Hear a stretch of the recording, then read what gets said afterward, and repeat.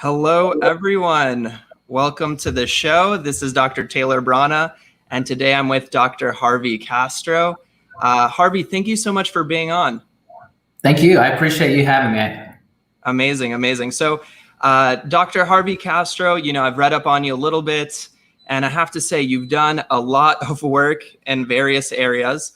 So I know that you're an emergency physician, and you've been doing that for quite some time now. What got you interested in medicine? Wow. Honestly, I started working at a health food store, and my very first job, my health food store, the owner said, "Hey, I want you to walk down this aisle and I want you to look at all these vitamins and memorize them."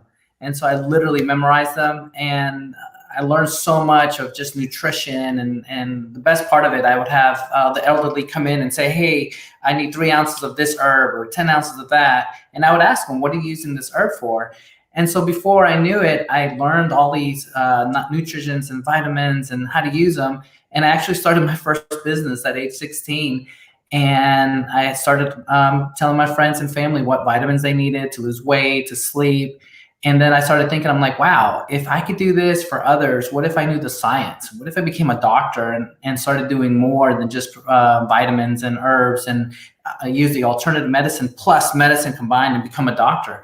And I thought, man, this would be amazing. And so that's how I ended up going to med school. I just wanted to know more science. I wanted to know how the body worked and how to use nutrition and my alternate medicine background with traditional medicine. And it was just amazing for me.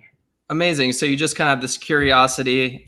You learned a lot about the nutrition, the vitamins, and all those things, and then you took it further. Now I'm hearing a little bit already about your early sort of entrepreneurship kind of work that you did. I'm curious, even when you were like younger than 16, when you were a child, did you ever start to already sell things or build little businesses? Was there ever an early interest there?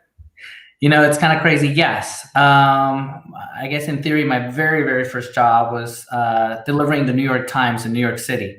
And I would get extra newspapers to get more customers. And instead of getting new customers, I literally would go before school. I'd go to the subway station. At the time, the newspaper was 35 cents. So I remember selling it for like 25 cents for the New York Times. So I get a quarter and I would sell, whatever extra newspapers I'd have and then make a couple extra bucks every day before going to school.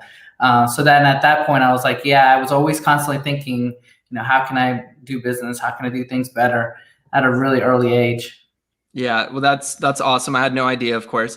I'm curious, at that young age, right? One of the things that I think is very hard for people in business, especially when you're starting out, and I know this from experience, is selling. And on top of that, receiving no's, right? So I'm sure when you were selling the New York Times and all of that, you got told no a lot. How did you deal with that as a kid? That's so true. It's one of those things that you fear. You fear rejection. You fear change. I try to avoid the confrontation to some degree. I would have a little sign that says New York Times on sale for 25 cents, and I would write 35 and put an X and put 25, only 25. And so people would come by and be like, "Oh, just a quarter," and I could see them. I don't have a quarter. Can I just have 4 papers? Or just they could see I was trying my best. But I do remember being told no, and do you want a paper, sir? And they'd look at me like, no. And it was kind of hard when you're a little kid. And as an adult, it doesn't get any easier. Sometimes it's harder as an adult. When you're a kid, you don't know any better, and you kind of do kind of crazy things at times. But when you're older, it's kind of hard from a psychological point of view to be told by a peer or someone else. Yeah, definitely. I mean, look, I just think it's a process that we definitely aren't trained in. Obviously, we're going to go through this business, entrepreneurship, and all those things in medicine. But I think if we don't learn that early, it can be really a difficult thing for some people. Just so you know, I actually worked at a call center for a while, and I asked for donations for my university, for the school. I went to Temple University, and I would ask for donations. But as you know, I'm making all these phone calls, cold calling people, asking for donations. I got told no so many times. But after a while, you're just like, oh, whatever. And then you kind of get used to it. But I was curious because, again, as a young businessman, right, selling these newspapers, I think that's amazing. So let's fast forward a little bit. You have that interest in medicine, and you went ahead and went to medical school. What was your medical school experience like? I was at the time, this is common now, but at the time there was a big interest in problem-based learning. So they picked 24 students of the medical school class, and I was one of the 24 that did 100% problem-based learning from day one. So it was really nice. I didn't have to go through anatomy and physiology the traditional way. We learned it through problem-based learning. So that was different, and again, it was kind of that fear factor. Everybody's like, what are you doing? This is an experiment. Aren't you scared if they mess this up that they're going to mess you up? And I was like, actually, no, not at all. I think this is good. But again, if I let the fear in me get the best of me or getting scared, I probably wouldn't have done it. And so, I always talk about my why. Why do you do all these things? Why'd you start a business when you were 16? Or why'd you do all these things while in med school? In med school, I actually would take these cliff notes and make these really strong bullet points and actually sell it to my classmates for different classes and different rotations that we had. And I actually called them deep pocket series back in the day, because when we were medical students, remember the big deep pockets? And I would pull out my notes when I would present, and I would have all these factoids or high yield information. But that strong why made me push myself that way. When I was in med school, I actually had a corner at Major's Bookstore in Houston, Texas. Basically, I spoke to the manager and I said, hey, let me review your books for free. Let me have my own corner. And at the bookstore, I called it Harvey Castro's Corner, medical student. And I would pick out every rotation and what the top books were, what was selling, what wasn't, and why. And I would have a summary that students would come by the bookstore and read my summaries, because this was really before the days of the big internet. And they would kind of flip through, and he would tell me, man, can you print that again for me or send me another copy, because people are stealing them. They really like this cliff notes just of you talking about which books and why. And so again, out of the box thinking, I got books basically for free. So if I did physiology, micro, you name it, I was able to get books and kind of go through which ones I wanted. And I'd pick 3 or 4 in every subject and then kind of review them and then put them on that corner. And for years, until that company, somebody else came and bought it, I had a little corner called Harvey's Corner for books. And I guess I was in theory another business. I wasn't getting paid anything financially directly. I was getting indirect, which was amazing. I was getting all these books. And so when friends would come over, it'd be like, man, you have like a library at your house. Because I didn't stop there. I went to Lippincott, Williams, McGraw-Hill, all the big guys. And I actually would have seminars with them and tell them how they should make books and how they should review books. So if you look at old book reviews, I'm actually in the chapters of pre-test and a lot of the common books. And so they would give me all this information and say, Harvey, what do you think? And I'm like, we need to start going to the digital age. So I was pushing them back in the day. Back then it was Palm Pilot was the big thing. And I was like, we need to transfer everything into digital. We need to keep up with this. And then back then I was working with PepId for emergency medicine, just kind of giving them topics and doing review material and helping them with their material. So my medical student experience was kind of crazy in that I was working really close with all the major bookstores, major distributors. I had all the all the editors' phone numbers that I would talk to and tell them how to design and how to flow through the book and make it easier for the student. And looking back, it was kind of crazy, but actually good, because I actually got to influence how the books were being written for us. Wow. Did you go to class? Well, that's a good point. It was all problem-based learning. So we would have classes and then the rest was like, here, go learn it. So it was great. Oh, that makes sense. Libraries. So I would literally open the same chapter in 3 different books and look at diagrams and how it's being delivered and how it's being taught. So I would literally look at all 3 and be like, ooh, this picture right here is the best. And this is what I'm going to memorize. And then it was I almost felt like I was cheating because I had all this information coming at me, and I was really good at looking at pictures and flows and which one to explain. And I would read it different times, different ways. I'm like, oh, this is the book right here. So it kind of gave me an advantage. And since it was all problem-based learning, as you know, it's what we do every day. I was really strong with clinical issues or problems because I could see it and understand it. Well, it's interesting. I didn't even think about it this way, but in some ways, you going into PBL probably made it easier for you to continue to develop your entrepreneur skills and develop your connections. And I think obviously, if you had pure didactics and the lecture material and all that stuff, you wouldn't have had these sort of early experiences in medical school. And I think it's just so interesting, again, because like a lot of medical students are super strapped for time. They're only focused on school and they don't really get the chance to sort of do any of these sort of extracurricular or additional sort of things. But I will say that with a caveat, which I think is, it sounds like it's part of your personality. You just sort of end up getting into these things through your curiosity and your natural way of looking at the world. Like who goes out of their way to make these summaries for other students, like you saw an opportunity and you just started to like do this because you knew it was going to be helpful for other students to know more about these books. And then they started asking for more. And as you know, with business, maybe there's an opportunity there, right? So it just looks like, and correct me if I'm wrong, it just looks like this is sort of like naturally something that you do. It is. And you're right. It almost, I hate to say it comes natural, but it's just the way I see things. I don't see it as an issue. I see it, like you said, it's like very scientific, like here's a problem, let's fix it, let's address it. But I think one of the key points of being an entrepreneur, I think you have to think outside the box. And I love the analogy of don't look at things like an adult. Look at it like you're a kid, like there are no rules. The minute you start putting on rules, you start putting limitations. And when you start putting limitations, you put yourself in a box that you can't go out of that thinking. If you open that box and say, hey, everything's game, all of a sudden the world looks totally different. And that's how I see the things now. I truly just look at things differently than most people do in general. I love that. I'm putting you on the spot here, but out of curiosity, has there been a moment maybe recently where you had to use this out of the box thinking, and like, can you paint a picture for that? Yeah, I love my team that we have at Trusted ER. It's a company we started here in Dallas. I remember vividly sitting there thinking, okay, we're in March, and thinking, you know what, the way things are going, this is back then, I said, we need to adapt. This was during a board meeting. We said, we need to look at this COVID-19 as something that's not going away. We need to look at this and how can we adapt to this disease now?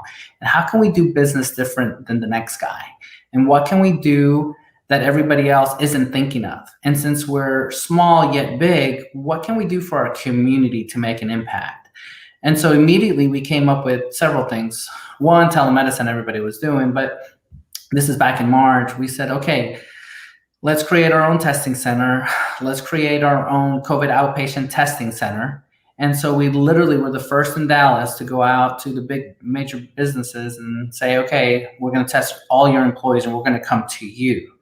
And then we turned around and used all our freestanding ERs in combination with our hospital license and created COVID testing at the ER. And we were one of the first to start testing in that way. Now, obviously now it's common. But that was one of the things that at the beginning, people were like, why are you spending all this time and energy on this? This is going to be gone by August. And I was like, no, I think this is going to be here for a little bit longer. I would say a couple of years. Let's start changing the wheels of how we do business and let's start looking at things differently. And so collectively as a team, we made those changes, which is, it's amazing to look back at. Sometimes if you look at things a certain way, a lot of the traditional doctors are looking at ER a certain way. We got to do this and that. But if you start looking at it a little different, you're able to see the bigger picture and address some issues and some real issues. Yeah. And, as you're saying that, I remember reading your profile a little bit. Something that stood out to me about the work that you do is you're not the type of person to really sit on the sidelines and twiddle your thumbs and sort of think about it. I think, and again, this is something that falls in line with entrepreneurship, is you need to see the future and you need to sort of anticipate and create a vision and then attack it before something happens, right? Because the advantage of any business is to be ahead of the curve and to be the one that's creating sort of the opportunities for people. And it sounds like that's sort of what you did recently. I'm curious, that, yeah, go ahead. No, I was going to tell you, this is kind of interesting. We're all doctors here on this call, and I like that this is our audience, but I know there's non-doctors. But I kept hearing from my colleagues and friends and watching TV. They're like, man, I don't want to watch the news. It's like Debbie Downer. Everybody's, talking, we're going to die and this, that. And I said, you know what? Let me work on that. And so I literally took my MD and said, you know what? I'm going to apply my doctor a little bit different here. I'm going to be on TV. So I literally spoke to NBC, CBS, ABC, Telemundo, Univision. And without exaggerating, I've been on TV at least 80 times this year. Sometimes I was on all day, like the 8 o'clock or whatever, 5 in the morning, 12, 8, 6, and different stations. But my point is this: I use my degree a little bit differently. I use it to educate people, to help them, to be very calm on TV, to kind of give that compassion through the TV. Because I said, a lot of this rough news that they're getting, people are scared. People are home. They want to hear a doctor that can smile and kind of explain and educate. And I took that strongly, and I took that vow really, really serious, and saying, I'm going to here to help others, and I'm going to use this media called TV to a little bit differently. And it worked. People were enjoying my reports and how I would explain things and, put a positive spin on it, and it was tough because obviously it's all not great news. But at the same time, I thought, as a doctor, if I could be a leader in the community, this is a way to serve. And I love that because look, I mean, and I talk about this on the podcast a lot too. We can't change reality, right? Mm-hmm. We can't change the current, pandemic, but what we can do is, like you said, especially with your expertise and knowledge, we can lift our community with the right knowledge, with the right tools, and let them know, what we can do, what is available, where can we still grow, even with, what's happening right now. And so I love that you're using your degree, like you talked about, to create those opportunities and to educate the population. Now I'm curious, like with the TV and everything, obviously you didn't start there, right? Mm-hmm. So what were some of the steps that you took in order to start to, not just entrepreneurship and all those things, but what made you feel confident to start to grow your career into that kind of public speaking role? Yeah, that's a tough one. I push myself a lot. I take pride in things that I've never done before. And I look at it and say, you know what? I can either be fearful, or I can look at the fear and make this a benefit and improve. I remember the first couple of times in residency, I got lucky enough to be on CNN one time, and I'm like, oh my gosh, I'm going to be on CNN. This is scary. Like, millions of people are going to see me on TV. But then I thought, here's an opportunity to really grow as a person. And so I think that challenge really pushed me. It really pushed me to say, I'm going to do better. I'll never forget, I got criticized, and criticism is awesome, but I remember getting criticized from someone that, is close to me in the sense that from a business side of view, and said, hey, you did this, and that wrong. And I was kind of sad inside. I was like, man, I feel like I got rejected, and I'm trying my best. And so then I said, you know what? Thank you for being honest. Thank you for telling me to work on these things, and I'm going to work on them. And then luckily for me, COVID hit for me in the sense that I was able to be on TV easier. And so I really worked on my delivery, my time. And now I don't freak out anymore when I'm on TV or when I do something, because I actually enjoy it. And it becomes easier the more you do it. Just like medicine, the more and more you see certain patients, the more and more you're like, okay, I got this. I've done this a million times. So I think I answered your question there. Yeah, you did. No, look, we're on live right now, and you said, let's do this thing, right? So yeah. You're up for the challenge, and it is very nerve-wracking, right? Like, we can say something stupid right now and it would feel terrible. But hopefully we don't, right? But yeah, it is a little scary to do that. I want to go back to what you said earlier, which I thought was a great statement. You said criticism is awesome, and I think that's a powerful statement, because a lot of people would not necessarily agree with you, and in fact take it to heart. So not just for professionals listening, not just to physicians, but why do you say that criticism is awesome? I'll never forget one of my first jobs as an ER doctor, my very, very first job, and my first evaluation with my medical director. And he says, every time I say anything to you, you take it to heart and you work on it. And literally the next day you're doing things differently. And I said, honestly, I don't know what I don't know. If you don't tell me I'm bad at X, Y, and Z, then I assume everything's great. So early in my career, I took everything to heart. And sometimes that's a double-edged sword, because I would tend to want to be a perfectionist on everything I did. I didn't want to fail anyone. And I think it probably goes back to my why again. But to this point, I look at every criticism carefully. And I tell people, even at the board level, I'm like, hey, you can pull me on a one-on-one and tell me I suck at X, Y, and Z. Actually, that helps me. Because if I don't know that I'm failing you, then I don't want you to not tell me because I'm your boss. I want you to tell me that I suck at X, Y, and Z so that I can work on it. You and I are doctors, and we're really good at patients and differential diagnosis and treatments, but are we good at things that we weren't trained for? And that's where we are right now as an entrepreneur. All these things are brand new, negotiating, buying a business, all these things. And so now I've taken this criticism and saying, okay, I know I suck at this. I need to work at this. I know I'm really good at this, but I'm going to keep working at it, because if I don't keep working at it, then I will start sucking again at this problem. And so I'm a true believer of always reinventing yourself. Like, you don't stop.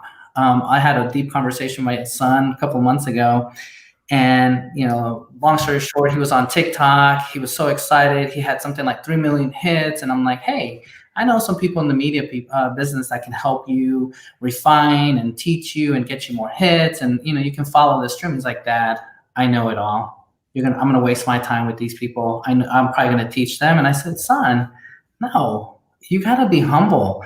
You got to learn. I bet you anyone I put in front of you, you may learn one thing, and that one thing might change your life. It may move you to another level. So no, the minute you think you're an expert is the minute I know you are starting to go down. And so you gotta stay hungry. I love what you just said. It's totally true. And I'll tell you, just, from my experience, for example, with podcasting, like, if I think I know everything, there's going to be some tool that comes out, or there's going to be someone that's doing something else.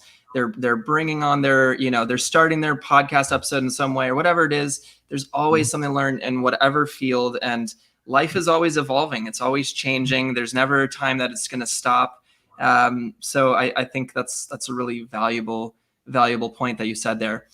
You said something again that I think is really interesting, and I want to kind of hone in on this for a second. You said that there's things in life that if you just learn one thing, it could take your life to the next level. I'm curious, again, you've had this great journey, entrepreneurship, all those things. Is there something maybe even earlier on in your journey that you think was kind of the catalyst or really sparked you to take that next level? Or would you say they were like little steps? Ooh, that's a tough one. I really think, I think I've always been a learner, always. And I'm scared to not learn because I did something wrong. So let me explain. If I'm, as doctors that we are, sometimes we're treated a little bit differently, and sometimes we can make a mistake that someone that may not be at the MD, maybe a nurse that has more years than us, may not correct us or may not say anything because we're the doctor and they're assuming we may know more. But to your credit, you're in residency, and I remember those days. There's times you do stuff that you don't even think because you're either half asleep or you're just trying, and it's nothing against you or me. It's just we're human beings, but we're go. And sometimes we make mistakes. We're human. And so early on in my career, I said, I want to make sure that I don't ever make any mistakes because I intimidated someone. So I look at every problem, every situation with the patient, and I do a huddle with my nurses and say, okay, let's take this. This is this. Does anybody agree, disagree? Tell me your yeses or no, and just speak freely. And sometimes sometimes it's just awesome to have that openness, because now I'm getting feedback from everyone. Whereas opposed, if I was very hard and I'm like, no, I am the doctor, you're not at my level, they'll be scared to speak. And sometimes the information that they come up with or an idea might be a new way of treating somebody that you and I have never thought of. But a nurse thought, I've done this for 30 years and this is the way it really should be. I'm like, you know what? I agree. So early in my career, I've always been really humble to take every information I can and take anything I can from anyone, especially fields that I haven't been in, and then fields that I'm still in, like ER medicine. That's a hard field. It's always changing and there's so much information. So I think it's key to just stay humble. Yeah. And, at the end of the day, like what you just said, in regards to the question I asked you, it's about having that openness of communication, like being open to listening to people, being open to hearing feedback. Even if you do think that maybe a little bit more about something, you might be surprised. And there's definitely times where I get surprised by something or information, nurse or staff member, that they do know something. And unfortunately, like you said, again, on those night shifts, on those long shifts, your energy level starts to clamp down, and maybe it's a little bit harder to stay as open. Or when there's a big rush of patients, right? But we do our best. So I want to focus over to, some of the business building and the entrepreneurship that you've done. And we haven't really hit that yet. So I'm curious, you've built so many businesses, right? But what have been some of those key, I mean, again, it might be hard to choose, but what have been some of the key businesses that you've developed and that you think were part of your journey that were really powerful?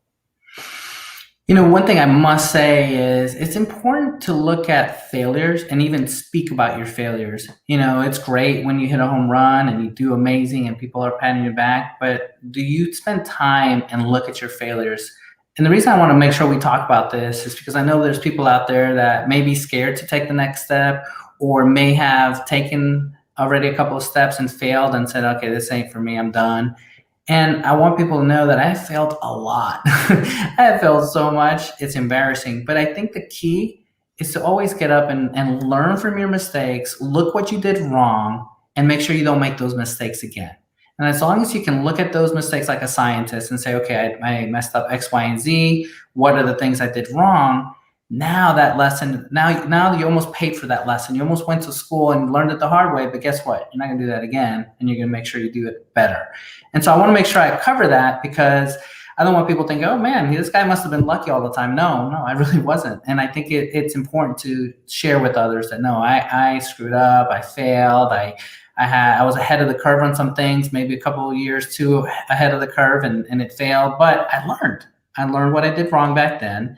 And that's why I can be more successful today. And so what I'm proud of the most right now is that the company I work for is called Trusted ER. My business partner and I founded this company about 2.5 years ago. And the reason I'm proud of this particular company is between her and I, we looked at all our mistakes, all the things we did wrong, what other people have done wrong with the business, and we created this brand and did it the right way. We literally looked at all the different industries in the freestanding world and why they failed and why they went bankrupt. And literally all our ERs are failed bankrupt buildings that we turned around and made them successful based on the mistakes of others, where we said, okay, these were the mistakes. We need to make sure we do X, Y, and Z. And so I'm really proud of that because there's a science behind it. There's a compassion. And the part from compassion that makes me most excited is now I have more power in the sense that we can do what I want to do in medicine. And to me and my business partner is just do the right thing for our patients. I remember sitting, and I won't mention the hospital, but I remember working at a hospital and the administrator sitting me down saying, you're ordering too many CAT scans. You're spending too much time with patients. And I was like, whoa, I'm average. If anything, I'm seeing more than the average. They're like, yes, we think you can see even more and make more money for the hospital. And I'm like, that's not the medicine I signed up for. That's not why I'm here. I'm here to serve. And so I remember having it out. And at the time, I was a major partner at this company. And they were like, Harvey, you're literally walking away from millions here. Do not leave. And I was like, I can't sleep with myself here knowing that this is not the medicine that I want to do. And so I truly hold Trusted ER to my heart, saying this is how we want to treat medicine. This is how we want to treat our patients and how we want to practice medicine. And this is what we continue to teach. And we created this culture around how we see medicine. And the reason we're succeeding is because all the mistakes that were in the past, we put them into this healthcare system called Trusted ER, and we've elevated and we're making a better product. And I'm really proud of what we're doing. Yeah, I mean, I love that for so many reasons. I love that you kind of stick to your guns and you stuck to your values and said that you want to take care of patients in the right way and do the right thing and provide that compassionate care. And I think, something that you said I think is very powerful is, and maybe this is true for you, is all of those different projects, all of that entrepreneurial experiences, all of the mistakes, right? It's culminated into this now maybe really great product, but the product actually reflects all of those failures that you mentioned in the beginning. So it took, countless and countless failures for, you to get there. Maybe someone sees you on this episode right now or is listening to you as like, wow, I want to be like that. And then they think that, after the first failure, they're done. But it sounds like for you, that perseverance and that persistence are part of your story. Mm-hmm. It is. And I haven't mentioned this, but I keep saying it. I think a strong why do you do things? Why do you keep pushing yourself? I look at it on paper and, I'm the president of a company, co-founder of this brand, started multiple companies, but yet I'm getting my MBA right now and I'm still pushing myself. And I don't consider myself there. And I don't think I'll ever consider myself, quote unquote, there. I consider myself like, no, I'm still learning. I'm enjoying my life and I'm enjoying what I get to do. and I'm just going to give it my all. And, when it's not good enough or when it's time, I'll look at the next stage. But right now I'm in this and I'm enjoying it and I'm giving it my heart and soul. And I feel like I'm in the right place. But it's my strong why of how I grew up and my principles and what happened to me as a kid that keeps pushing me to keep doing better. I keep telling my colleagues at the board meeting, I'm like, I hope and pray that I am better today than I was 6 months ago and than I was a year ago. And I'm going to continue doing my best. This year, one of the themes was being on TV a lot and public speaking and being on camera. And that was a challenge, but I've enjoyed it and I've taken it in and I've learned a lot of things about lighting and talking to the press and Zoom and all these things, but it's been fun. Not something common for doctors to learn, but it's a new way. It's a new way of doing things now. Yeah, absolutely. And I have to commend you. You've been putting in the work. You found me. You've been going on so many different channels to really work on those skills. So I really have to celebrate the fact that you're doing that great work, which is awesome. Now I want to kind of, oh, you're welcome. So I want to go back to, you talked about this why, and a common thread I notice in entrepreneurs is a lot of them have chips on their shoulder, and a lot of us have a deep fire within us. And usually that fire comes because of a lot of challenge. And I know that we maybe alluded to it a little bit before, but was there any like significant challenges in your life that really kind of put that fire in you and given you that deep purpose to really take your work to the next level? Yeah. Growing up, I grew up in New York City. My mom had me at 16. My dad wasn't in the picture. And when he was abusive. My mom had to drop out of high school to educate me and, basically start life. And I think being poor and being on food stamps and poverty and wondering, when's the next meal and just seeing that. And I remember literally walking the streets, coming home from school, finding pennies and any money I would find, I would literally put it on her nightstand and whatever I could do to help. And then I just remember thinking, I don't want this when I'm an adult. I want to be the opposite. I want to do so well that I can actually help. And I want to give people the tools to succeed. I don't care for the lights and camera and the MD and all that. That's awesome. But at the end of the day, what really matters to me is if I can make a difference. And so that strong, painful experience, that was great trials, looking back, that it made me a better person and I see the bigger picture. I feel like that was just God telling me, hey, you need to learn all these parts of your life. And I literally, what a better place in New York City to be in the melting pot of the whole world and understand different cultures and different people. I think he was grooming me to be a great doctor and walk in a room and understand people better. And so I feel like these strong tribulations and trials, if anything, it made me stronger. I look at life differently. I feel blessed to be where I am. I feel blessed to have a roof over my house. I feel blessed to have food on the table. And now I'm looking at life more like, how can I serve others? God gave me all these gifts, and it'd be horrible for me to just take these gifts and take it on a vacation. Like, this is great. What if I took these gifts and made something new, made something better, made a new product, contribute to society, help people, build them up? And so now that's just who I am. And now, if anything, I'm learning more and more that this is more what I need to do. This is my calling, just to continue giving to others and helping and motivating. One of the challenges this year I told myself is I am going to write a book. And I've been working on it for 5 years. And this book behind me is called Success Reinvention. And I said, this is the book that I want to give to my kids. And when I die, I want them to be there and they can look at it. And I told my kids when I handed it to them, I said, hey, I want you to read this now, but I want you to read it every 10 years. I want you to read it again, because this book will say something different every time, because you'll be in a different mindset. And so my goal is sincere, is to help. And whatever I have and tools, I want to know that I gave my all to society and I did it. And then whatever happens, happens. I love it. I'm giving a little applause right here. No, it's amazing. Again, I think there's different types of people out there. Some people can take their challenges and convert it into this almost hatred and anger against the world. Why me? Why me? And then there's a different, response that we can have, which is, how do I use this to my advantage? How do I use this to give? How do I use this to serve? And you really did take the high road when it comes to that. And I think you're just a really shining example. You know, the show is The Happy Doc, and I love to have happy doctors, fulfilled physicians, people who are, you know, really inspirational. And I'm just super inspired right now. So I'm, again, I really appreciate you and your time. Now, I do want to dig into your book, but I really do think, and I'm being serious about this, I think we're just going to need a part 2, because I think the concept around success, reinvention, and I really want to even kind of go into the title and what that actually means, because I know there's definitely some success principles I'm sure you talk about in that book as well. But I think we're gonna have to dig into that a little bit later. So for the sake of this episode, you know, I asked you so many questions about different areas of your life. Was there something you wished maybe I asked you, or something you want to tell the audience? I want to tell the audience, and I know this is kind of crazy, but I mean this. Take every day and live it to the fullest. You know, you have your dreams and follow your dreams, but I personally, it sounds like a lot of people tell me, oh my gosh, do you even sleep? Do you even take a break for yourself? I do. And what I want everybody to hear is take time for yourself. And I know that sounds crazy hearing it from me, because like, wow, you did all these things. How do you do that? I do.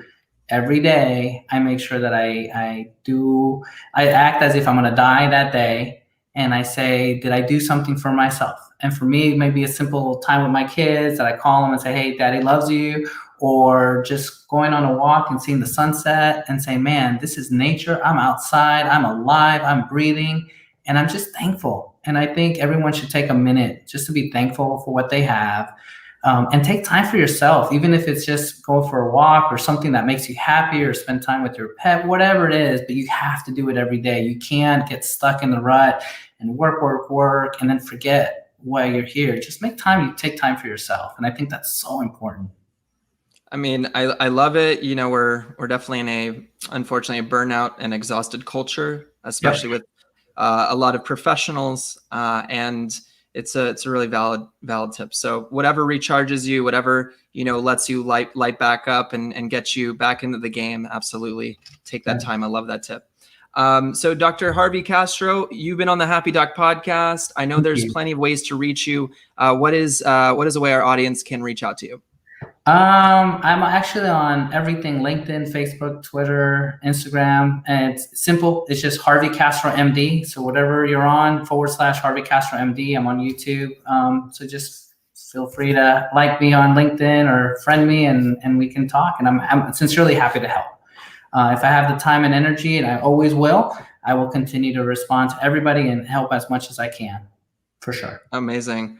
Well, thank you so much for your time. I appreciate it. And I'm looking forward to talking to you again.